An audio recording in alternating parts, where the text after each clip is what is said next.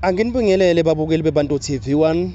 Sesiphinde sahlangana kwesinye isiqephu esimnandi kakhulu esiniphathele sona. Namhlanje ke mbukele sinezivakashi esisihambele namhlanje sisishayele ngoba nakho sibona amanye amavidiyo lapho khona besihleli nabanye noma nezinye ivakashi lapho khona bezize ngeenkinga zazo zisizakala ezinye. So isivakashi sethu lesinaso namhlanje naso singomunye onenkinga enkulu esifisa ukuthi sizoyithula phambi kwenu ngoba sithemba nina neBantu TV1. Njengamanje ke mbukeli sicela ukuthi wena usubscribe njengoba usabukele ukuze nawe ngenyanga uzoba nenhlanhla ukuthi uqhubeke ukuthola amanye amavidiyo ethu, noma usunenkinga nawe uyokwazi ukuthi usizo esiletha kwizivakashi esinaso namhlanje lufike nawe kuwena ngale ndlela yobufuna ngayo. So njengamanje asonekeza izintambo izivakashi sethu lapho sosibingelela khona. Sanibona, ngiyanibingelela Bantu TV1. Bonke ababukeli, ngiyajabula ukuthi kukhona abantu ababhekile and ngiyazi ukuthi ngizolithola usizo kunina. Ngizile la ngibonga uBantu TV ukuthi angiphe ithuba ngikwazi ukuzoyithula kunina, and nginethemba ukuthi ngizolithola usizo. Noma ke ngingeke ngikwazi ukusho igama lami ku-Anonymous, and also ne-voice yami angeke ngikwazi ukuyizwa kahle, nobuso bami bufihliwe ngesizathu eziningi ke nokuthi ngifuna ngiyifihle i-identity yami. Okay, ayizwakala njalo.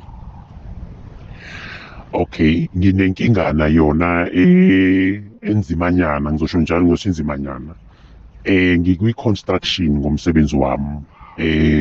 Ngithole i-project engiyenza amanye ama-provinces amakhulu kakhulu. Le project ke ngiqale last year May. So ngayenza ke ngino plus 2 million, I would say so, plus minus 2 million.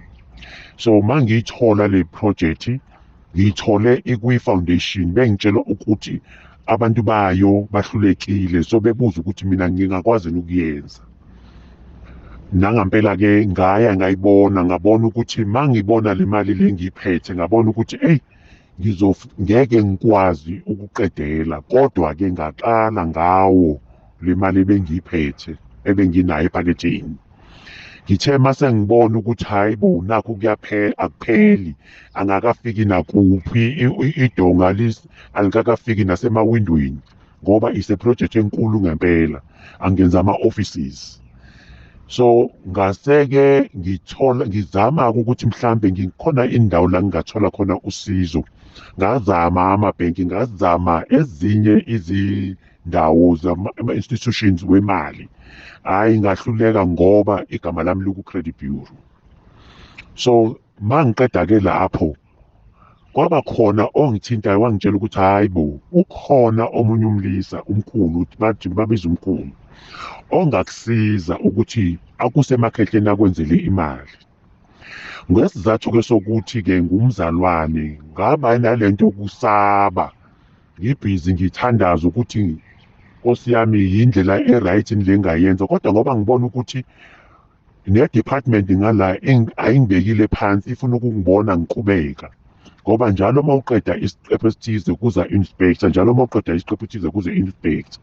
Nanokuthi ke le project abayaziyo ke i-construction bayayazi 10 key, ukuthi lokho kuchaza ukuthi uzowenza wonke umsebenzi uzuqede, bese kuma ke uletha ukhiye kuthina.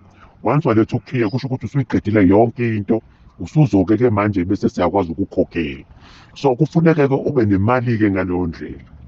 So mangabe besho lokhu ngabona ukuthi iyona ndlela ezokwazi ukungisiza le.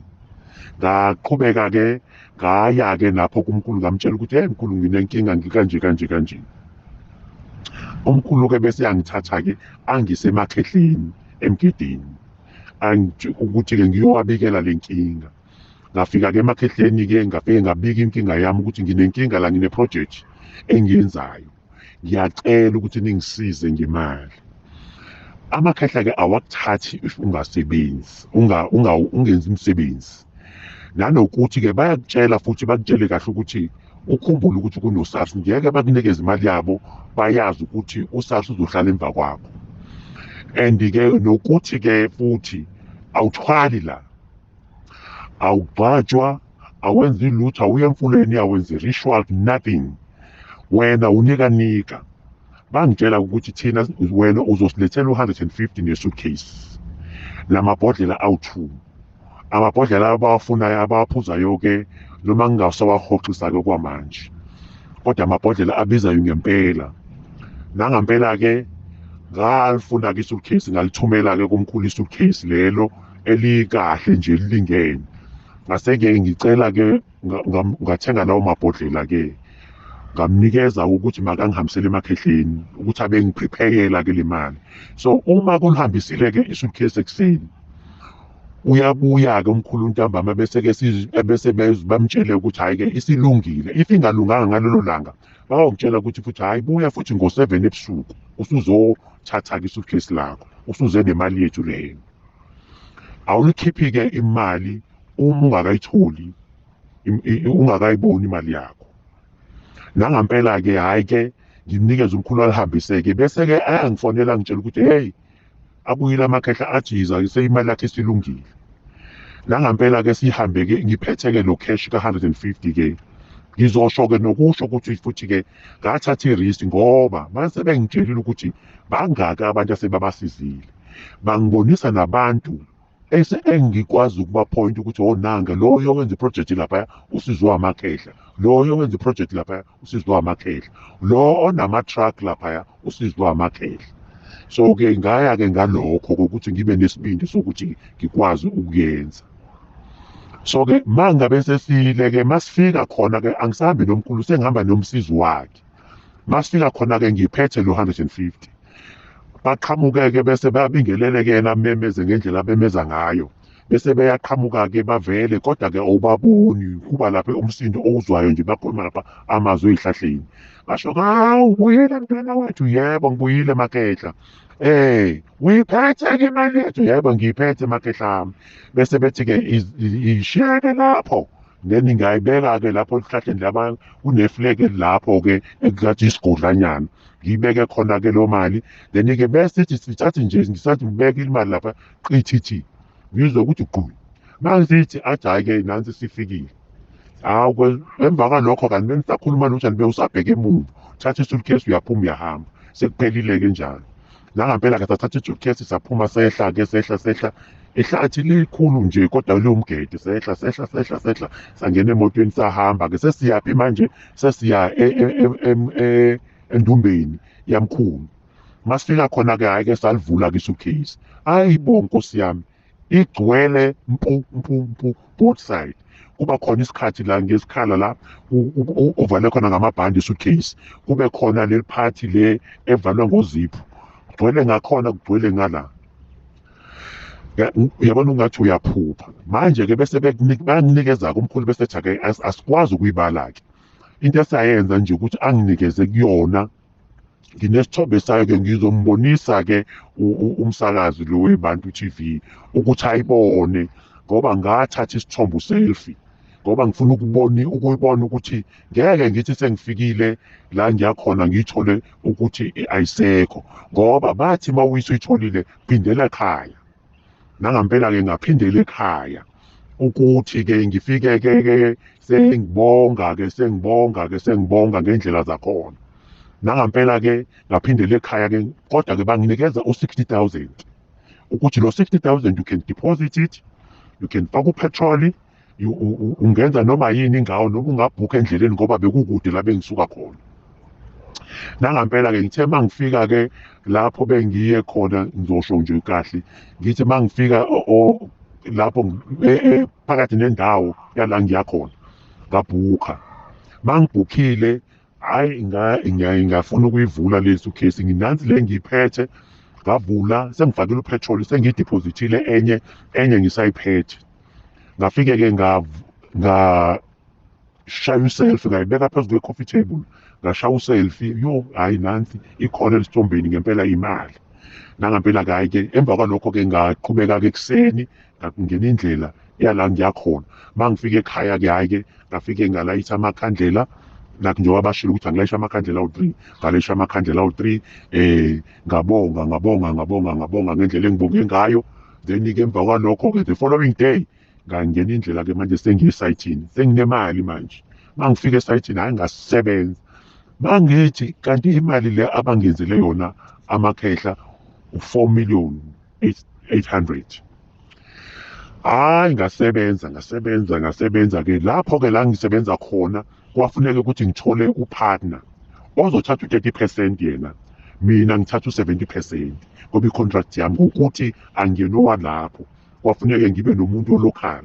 Nangempela ke ngamthola umuntu olocal sasebenza ke saqhubeka yena ke bethola ipension so enemali naye ke ngoba lo 30% wakhe awumningi kangakho naye wabesebenza the other side yena kwaba nelakhe ukuthi akwazi ukuthola eStandard Bank akwazi ukuthola kuphi imali ukuthi akwazi ukuqhubeka. Eyami ke ngidlela ushatapu ngitholile imali ngabe ngisebenza kanti sizothi mase siqedile iroof sesiqedile amawindi sesiqedile islab ngoba is a double story but enkulu. Mase sesiqedile hayibo nansi imali yaphela and kumina ke akufiki ukuthi hayi phindela emakhehleni wali ngisasenayo imali. Instead ngabuyela ekhaya ngawudayisa benginey'moto eziwu4 ngadayisa iy'moto zami ngadayisa iy'moto zabantwana ukuthi ngingolezi ngangidayisa ngine-Land Rover ngine ama-BM awu2 X3 ngine X5 ngine Mercedes i320 yeah. So ngayidayisa ke zonke ngase ngidayisa ezabantwana ke kwakuyimoto encane nje ngayidayisa zonke ukuthi sikwazi ukuthola le mali. Hayi mangiphindela futhi hayi yaphela nje futhi kungathengi ngaphindela emuva ngadayisa ifurniture mangase ngikutshele nje ukuthi endlini yami ku-empty sinembhede kuphela nabantwana nabo mabebuzwa kwenzakalani ngathi ingane zami ngiyabona ukuthi sifaka laphaya eprojectini. Nangempela ke yaphela iproject ayipheli iproject akupheli manje sengenza u-interior uyafuneka imali ngabe ngabona ukuthi yazi make ngiphindele emakhehleni ke ngiyoza ukuthi bangangisiza kanjani manje. Nangempela ngiphindele manje inkinga mangiphindela angisenamali ephelile imali angazi kuba khona ufuna ukubuza. Okay, iproject yakhona le ngizoyisho nje is a 36 million project. So ngokuthi ke igama layo u10 key usho ukuthi kufuneka silethe ukey mase siqedile ukuletha ukey that's when bazosenzela i-certificate then ke senzeke ama-invoicing si-invoice ke after that ke then sithole ke yonke le mali yethu le esesifakile lapha eprojectini. Niyazi ke ukuthi eprojectini kuba nama-overhead kube nama-expenses like if slab nama-window ne-roof siku-outsourcile. Into eqede kakhulu imali leyo ngoba bafuna imali eningi labo bantu. So mangibuyela ke emakhehleni ngiyabatshela ukuthi hayi emakhehla nakho nkosami ngiyacela ningisize angakatholi imali ayikho manje angisenamali bangithethise ukuthi bekufuneka ukuthi usasenayo imali uze la kuthina uzositshela ukuthi hayi ke na ungaze uzudayisa imoto. Engifuna ukusho nje ukuthi bayangitshela bathi sikubonile mawugijima udayisa imoto wenza lokhu bengingafanele ngabe wenze njalo. Bekufuneke ngabe wena uthe mawubona ukuthi hayi nayo imali lesi kunezona iphelile uthathe-ke noma udayisa imoto bese uletha la imali kuthina sekwenzele enye imali. Nangempela-ke bese-ke ngixolise-ke bafuneke ukuthi-ke bayahlawulisana-ke ngihlawule-ke ngixolise-ke kufuneke ngikhiphe u10,000 ukuthi-ke wenkomo for that ukuthi manje ngibenza abantu abangathembekile. Izinto eziningi-ke abazikhulumayo kodwa-ke bahoxise-ke bangithenge-ke leyo nkomo-ke angithengi nenkomo ukhipha nje u10,000 ukuxolisa. Ngiyaxolisa-ke emakhehla nangempela-ke bese bethi-ke okay manje letha ibhokisi. Manje angisayenzi emgedeni ngoba sengikule province engikuyona sengiyenza emfuleni manje. Bese bethi ngoba sila emfuleni asikwazi ukuthatha isuitcase ngoba lo mkhulu bengumsebenzisile ekuqaleni ungithumele komunye wakule province ukuthi nangomunye sisebenzisana naye. Kanti mangifika lapha isemakhehla kodwa asebenzele emfulweni la. So-ke bese yangithatha kangise khona emfulweni kumkhulu loyo, bese ngikhulume-ke nawo-ke basho-ke lokho ukuthi angibahlawule ngihlawule-ke. Bese ethi-ke manje sebefuna u-250,000 mina mangilethe i-trunk. Yabona le trunk leli blue leli ligcwalisa impahla lezi zabantwana mangabe beye boarding school. La ngempela-ke bese-ke hey kunzima-ke manje, kunzima nokuhlanganisa leyo mali-ke. Nangempela ngizame ngihlanganise leyo mali yokuthenga lelo trunk nale yokuthenga namabhodlela futhi, ngoba anything eza kubona iza namabhodlela. Ngilihambise-ke i-trunk-ke. Manje makufuneka mase ngilihambisile i-trunk, imali ayikho yokulikhipha ngoba phela bayasheshisa. Ngicela ukutshela ukuthi ushayile wonke uJanuary waphela, washaya uFebruary waphela this year. I-project le bekufuneka biphele ngoNovember last year, but banginikeza isikhathi ngoba babonile ukuthi sigijimile sagijima yaphela imali sama. So basimela-ke. So kwakufuneka sibuyele ngoJanuary uma sekuvulwa ama-companies ngomhla ka-7. Mawuvula umhla ka-7 imali ayikaphelile. So-ke mase ngiya-ke emakhehleni-ke imali anginayo-ke manje iphelile futhi phelile. Then mangiya-ke kubona basho ukuthi-ke lofuneka lo 250,000. Ngizame ngize ngathola uFebruary ngathola u70,000. Nakhona bebenginqumela isikhathi ukuthi ungashayi umhla ka-1 April ngingakayitholi imali ukuthi ngizolanda i-trunk. Nangempela-ke mangiza-ke ngibatshela ukuthi hey makhehlami nansi imali engisenayo u70,000 ayikahlangani. Bathi asikwazi ukukunikeza ngesikweletu. Sicela ngoba usuyibonile nansi imali ethi iyasebenza, asikwazi ukukunikeza ngesikweletu. Wena hamba uyozama uzihlangane le mali. Nangempela-ke kulokho-ke ngihamba-ke ngigijima ngala ngilokho ngifuna imali still ayikakahlangani. Into-ke engilethile-ke la kaBantu TV1 ukuthi uma kukhona ongakwazi ukungisiza, ngoba imali esiyisikweletu engihleli nayo manje kufuneka ngihambisele amakhehla is 180,000. But kulo 180,000 ngidinga mhlambe u10,000 noma umuntu anganginikeza u180 kulungile. Into ebengiyisho mina ukuthi loyo oyonginikeza lo 180,000 angifuni ukunikhohlisa, ngingamnikeza u1 million. I'll tell you why ngisho njalo ukuthi ngingamnikeza u1 million. Ngoba amakhehla athe kulomkhulu wokuqala ongisizile, mangithola ibhokisi lami kufanele ngimnikeze 1 million. Kulomkhulu lo owesibili manje naye kufanele ngimnikeze 1 million. Kusho ukuthi kulela bhokisi lami imali ekhona iningi kakhulu ukuthi ngingakwazi ukuphinde ngiphe omunye umuntu ongangisiza i1 million onganginikeza le 180,000. Bese-ke loyo muntu ngingaya naye lapho ngiyolanda imali, senze i-meeting sihlangane senze konke together. Uyohlukana nami mangabe esewutholile lo 1 million engikhuluma ngayo. Then-ke bese kuma-ke sihlukana-ke sengilitholile ibhokisi lami ukuthi ngikwazi ukulilanda. Ngoba namanje-ke bengilokho ngihambisa amabhodlela emakhehleni lokho ngixolisa ukuthi angakayitholi imali. Ngoba bekufuneke ngiye before the first. Umkhulu wangihambisela amabhodlela amakhehleni ukuthi angakayitholi imali. Nala edepartmentini ngixolisile ukuthi imali ngisazama imali. Nakhona-ke sebenginqumela ugwayi katiki manje ukuthi if ungashaya u-end of May ngingaqedanga sebeyayikhansela le project. Njengoba bekwazile ukuyikhansela kulaba bekuyi-foundation nakumina bazokwazi ukuyikhansela ngoba sebengilinde isikhathi eside. So into engicelayo nje ukuthi ngilandele libhokisi lami ngoba seli-ready. Umkhulu kudala lokho engifonela uhleli naye lapho ungilindele ukuthi siye kulanda ngoba naye usethembile ukuthi uzothola lo 1 million wakhe.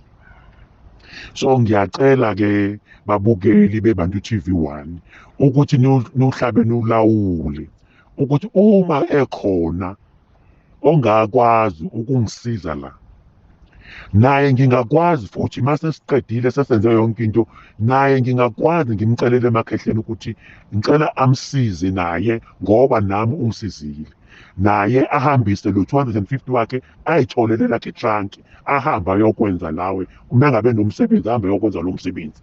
Engingakusho kona ukuthi abafuni ukukunikeza if beyazi ukuthi awunawo umsebenzi, and ngeke uzokwazi ukubakhohlisa ngoba bayakwazi ukuyibonela yonke into, bayabona nokubona, bayakuhlolela nokuhlolela, so bazokutshela ukuthi hayi unamanga, awunawo umsebenzi.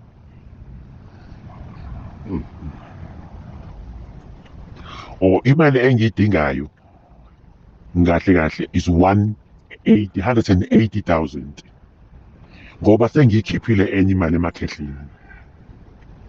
So mina loyo ozonginikeza lo 180,000 uyothi if mamelake le ndawo le uma sihambile saye ekuseni, mawusuka kule ndawo engikuyona manje it's 4 to 5 hours.